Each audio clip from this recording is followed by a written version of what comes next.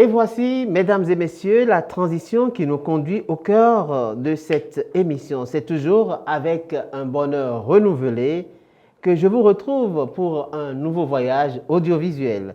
Dans la rubrique Santé de ce jour, nous parlons de l'AME. Tenez-vous tranquille, il ne s'agit pas de l'aspirant au métier d'enseignant, mais il s'agit bien donc de l'alertement maternel exclusif. Avec ma consoeur Gloria Adive-Sodé, nous accueillons Dr Erissi Sossou. Dr Erissi Sossou, vous êtes nutritionniste diététiste. J'ai bien prononcé? C'est quoi un nutritionniste diététiste déjà? Alors, un nutritionniste diététiste, c'est ce professionnel de la santé-là qui a reçu pour mandat, je dirais, d'accompagner les populations, peu importe les tranches d'âge, dans l'alimentation en fonction de leurs besoins. Quand je parle de besoins, c'est-à-dire prenant en compte les conditions physiologiques, la présence de maladies, de diverses pathologies. Donc, pour ceux qui n'ont pas déjà des maladies liées à la nutrition, c'est vraiment de les aider, de les accompagner à prévenir ces maladies-là. Et pour ceux-là, pour qui c'est déjà présent, c'est franchement de les amener à ne pas développer d'autres complications de par de mauvaises habitudes alimentaires. Merci. Ben, c'est super. Donc, on aura certainement le temps de vous rappeler ici pour nous donner de très bons conseils. Alors, Gloria, on nous a toujours dit que téter est une bonne chose pour les bébés. Et j'ajouterai une digression, même pour les adultes, à moins que Dr Erissi me dise le contraire. Mais aujourd'hui, vous remettez justement sur la table cette conviction. Il y aurait des controverses. En effet. Vous aurez le temps de nous en parler. Bien sûr. Merci beaucoup. Et donc, avec vous, nous abordons aujourd'hui la question de l'allaitement maternel exclusif. De quoi s'agit-il? Mesdames et messieurs, bonjour et bienvenue dans votre émission consacrée à la santé et au bien-être. Aujourd'hui, il va être question d'aborder un sujet de santé infantile assez crucial, l'allaitement maternel exclusif. Les professionnels de la santé recommandent que le bébé soit nourri exclusivement au lait maternel durant 6 mois d'affilée. Cependant, cette pratique suscite encore beaucoup d'interrogations et de controverses au sein de la population. Pour certains, le lait maternel devrait être alterné avec de l'eau, de la bouillie ou de la tisane. Qu'est-ce que c'est que réellement l'allaitement maternel exclusif et qu'en pensent les professionnels de la santé? Erissi, bonjour. Bonjour Gloria. Merci d'avoir accepté d'intervenir sur cette émission. Tout le plaisir est pour moi. Alors, l'allaitement maternel exclusif, c'est quoi réellement?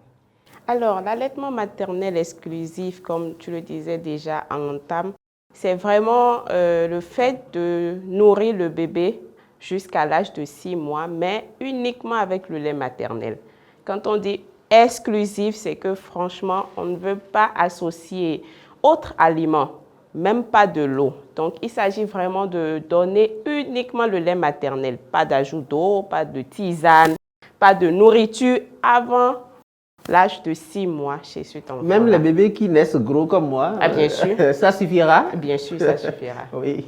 Mais alors, Erissi, pour ceux qui pensent que le lait maternel, au bout d'un certain nombre de mois, devrait être alterné avec de l'eau, de la bouillie ou de la tisane, qu'avez-vous réellement à dire à ce sujet? Déjà, je vais commencer par le premier aspect parce que ça débute très tôt et beaucoup pensent effectivement, à tort d'ailleurs, que le bébé, en plus du lait maternel, a besoin qu'on lui donne de l'eau. Alors, le lait maternel est constitué majoritairement, près de 88% d'eau. Et en plus de l'eau, il contient justement tout ce qu'il faut pour suffire aux besoins de l'enfant jusqu'à l'âge de 6 mois. Donc, si le lait maternel est déjà constitué à 88% d'eau, vous voyez qu'il apporte donc de quoi étancher la soif chez cet enfant-là. Et ce qui se passe en réalité, c'est que lorsque les parents pensent à tort qu'il faut donner de l'eau, vous savez, l'estomac du bébé est très petit. Et lorsque vous vous mettez à donner de l'eau, c'est que vous réduisez la quantité de lait maternel que l'enfant devrait prendre. Parce que lorsqu'il prend de l'eau, il sera rassasié.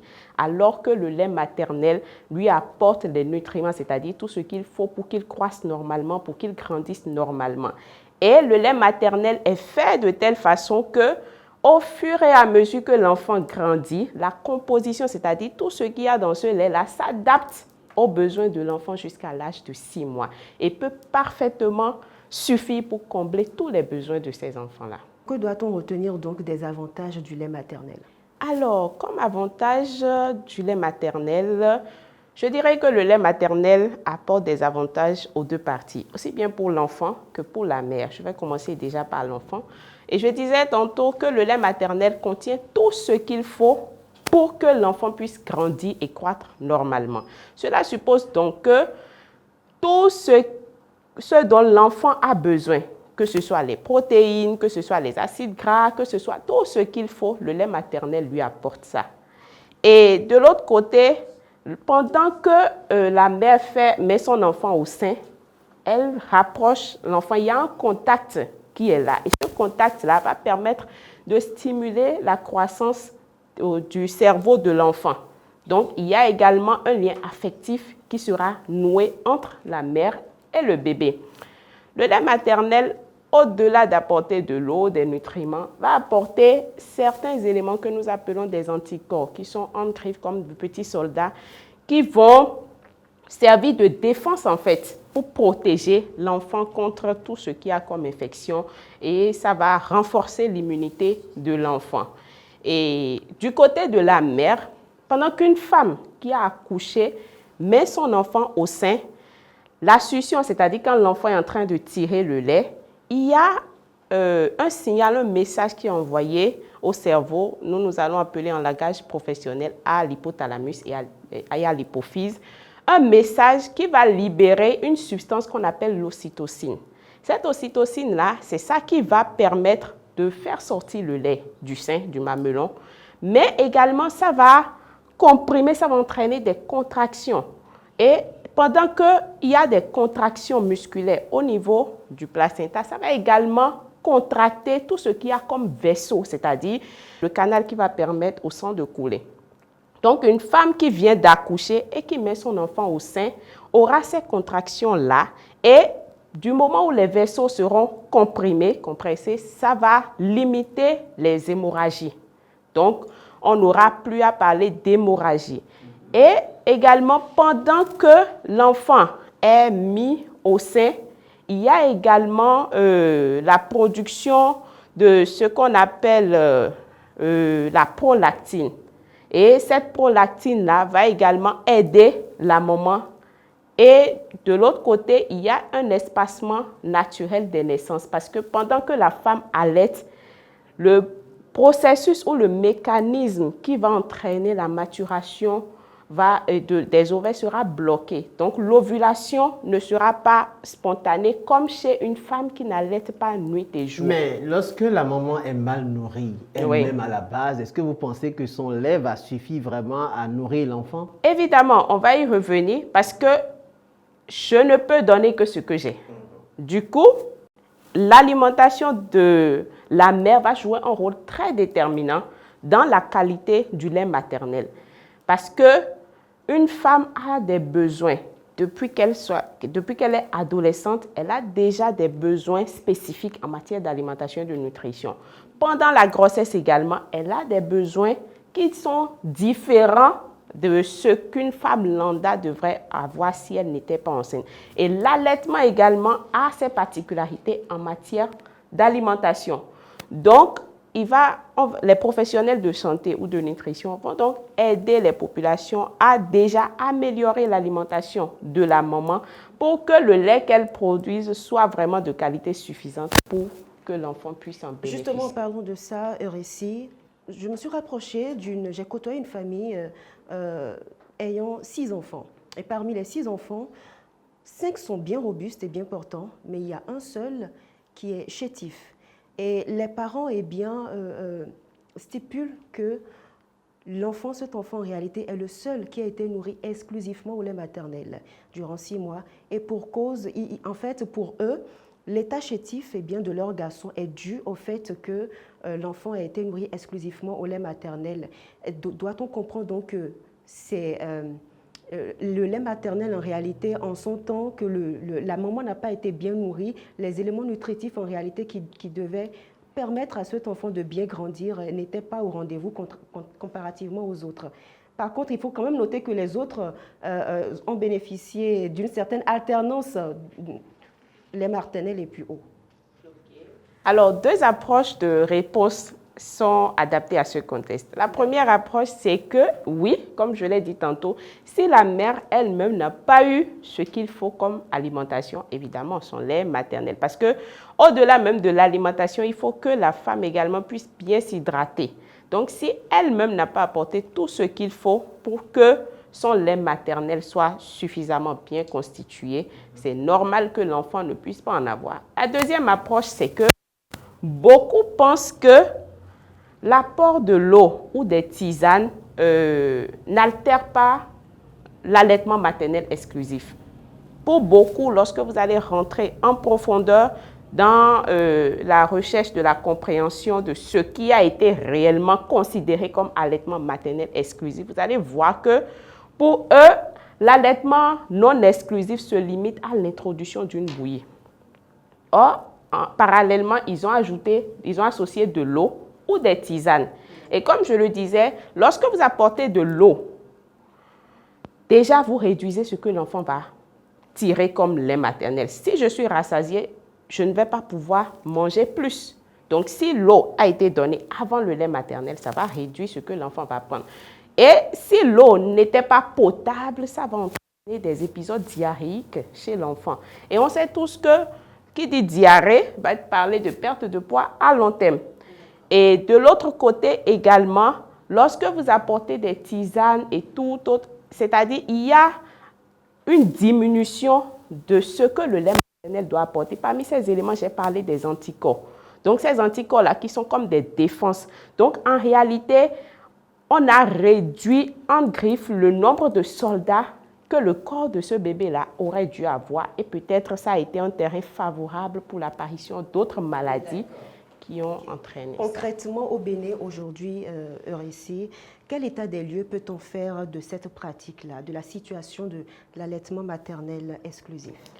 Alors, en matière de situation par rapport à l'allaitement maternel exclusif, au Bénin, nous sommes encore à 42% au niveau national. Ce qui veut dire que nous sommes encore à moins de 5 enfants sur 10 qui sont allaités exclusivement. Y a-t-il d'autres obstacles qui freinent l'effectivité réellement? Qu'est-ce qui nous empêche réellement de parvenir à 100%? Les obstacles sont nombreux et divers, je dirais. Déjà, du côté de la mère elle-même, si la mère est fonctionnaire ou employée quelque part, ça c'est le premier challenge de toute femme qui travaille et qui vient d'avoir un enfant. Les congés de maternité aujourd'hui au Bénin sont de 14 semaines. Donc, à un moment donné, la femme va devoir reprendre le travail avant que son enfant n'ait 6 mois.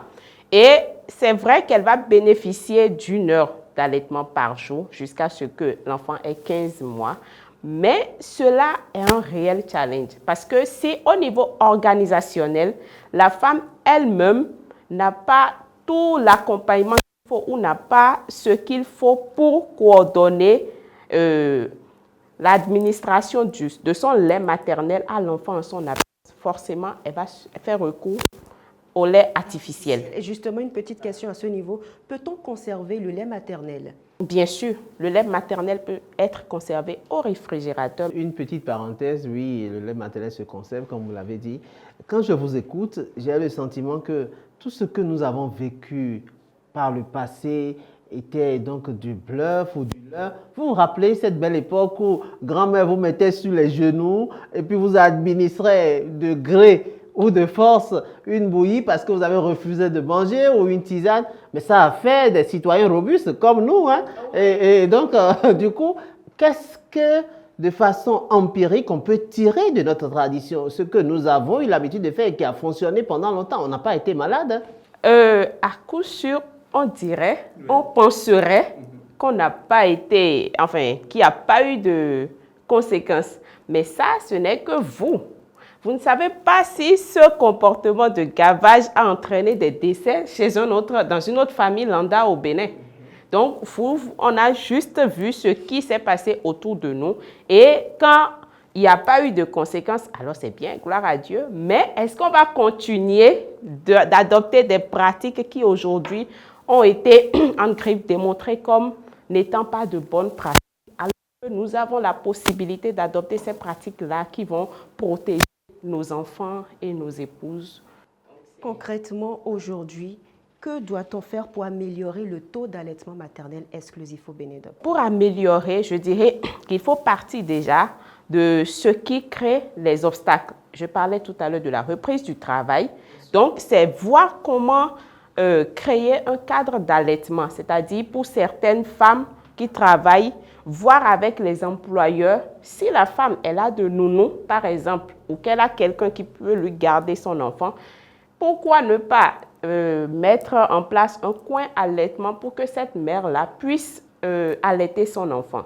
Et au-delà de ce qui est lié à la mère, il y a également l'entourage, la pression sociale. Parce que aujourd'hui, comme monsieur le disait tout à l'heure, c'est que il y a ce que nos parents, nos grands-parents ont fait et qu'on pense que ça a marché. Donc, systématiquement, lorsqu'une jeune maman vient d'avoir son enfant, la grand-mère va dire, ah oui, l'enfant a des coliques, il faut donner telle tisane. Oui, l'enfant a mal au ventre certainement, il faut donner telle tisane, il faut donner telle substance. Donc, franchement, il y a ce travail-là qu'il va falloir également faire, c'est-à-dire inverser les croyances. Déconstruire, Voilà, les stéréotypes déjà forgés. Et ça va passer par la grand-mère et même le mari, parce qu'il y a des maris bien qu'en griffe intellectuelle, conscients de tout ça, mais qui pensent toujours ou qui sont influencés par leur maman et tout. Donc, ça va être un travail et faire surtout une éducation de masse et se faire accompagner enfin par... C'est pas simple, hein?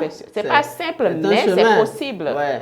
On peut y arriver. On va clôturer cet entretien. Merci beaucoup. Merci à vous, Dr Sossou, d'être intervenu sur cette émission. Nous arrivons au terme de cette émission consacrée à l'allaitement maternel exclusif. Ce qu'il faut retenir, c'est que le lait maternel constitue à lui seul l'alimentation idéale pour le nourrisson durant ses 6 premiers mois de vie. Il contribue à sa croissance, renforce son système immunitaire et favorise son développement. Cependant, les mères ont besoin d'être soutenues par leur famille, leur communauté, les professionnels de la santé et les décideurs pour relever les défis liés à cette pratique. Merci à vous, chers auditeurs, et à vous, chers téléspectateurs, je dirais plutôt, pour votre fidélité. N'hésitez pas à partager les informations entendues aujourd'hui autour de vous, car mieux informer, c'est aussi contribuer à la santé de nos enfants. À très bientôt pour un autre numéro de Chronique Santé. Merci à vous, chère consoeur Gloria, pour cet éclairage. Merci, docteur Hérissi Sossou. Donc, bébé, prenez le sein, bébé tété au maximum, c'est ça, hein? C'est ça. Ouais, maman, laissez les bébés tétés. Et donc, on va se retrouver pour un nouveau numéro. Ce sera un plaisir de vous retrouver sur ce plateau. Et bon retour à vous. Merci, Vital. Merci.